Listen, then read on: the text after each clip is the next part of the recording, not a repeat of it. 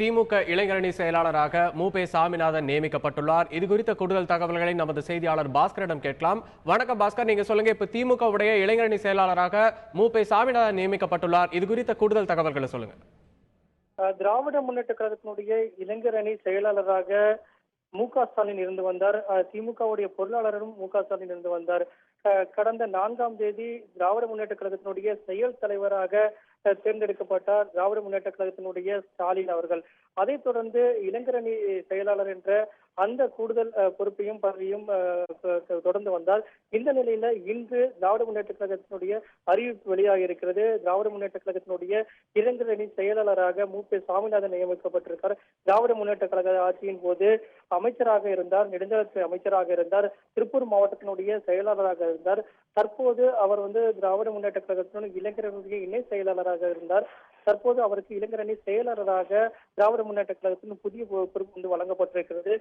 கடந்த 4ஆம் தேதி திராவிட முன்னேற்ற கழகத்தினுடைய செயல் தலைவராக ஸ்டாலின் நியமிக்கப்பட்டு தேர்வு செய்யப்பட்டிருந்தார்.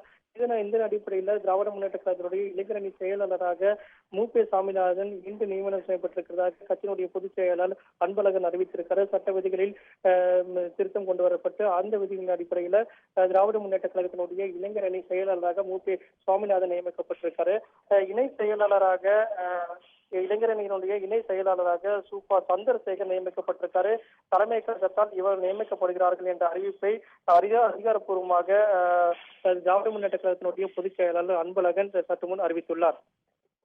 பாஸ்கர், இப்ப மூபே சாமிநாதன் எங்க இருக்கிறார்? அவர் சென்னைக்கு வந்து கலைஞர் அல்லது ஸ்டாலினை சந்திச்சு பேசினாரா? அதை பத்தி சொல்லுங்க.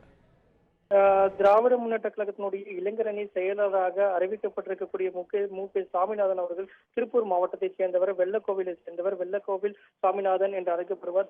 திராவிட முன்னேற்ற கழகத்தினுடைய ஆட்சியின் போது நெடுஞ்சாலைத்துறை அமைச்சராக இருந்தார். திருப்பூர் மாவட்டத்துடைய செயலாளராக பதவி வகித்தார். தற்போது இணை செயலாளராக இருந்த திராவிட முன்னேற்ற கழகத்தினுடைய மூபே சாமிநாதன் தற்போது இளைஞரணி செயலாளராக நியமிக்கப்பட்டிருக்கிறார். இளைஞரணி இணை செயலாளராக சந்திரசேகர் நியமிக்கப்பட்டிருக்காரு.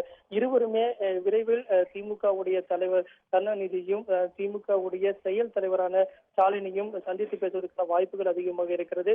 இன்று மாலை அந்த சந்திப்பு நிகழக்கூடிய வாய்ப்புகள் இருக்கிறது, அல்லது நாளை அவர்கள் நேரில் சந்தித்து வாழ்த்து பெறுவார்கள். அதற்கான ஏற்பாடுகள் நடைபெற்று வருகிறது.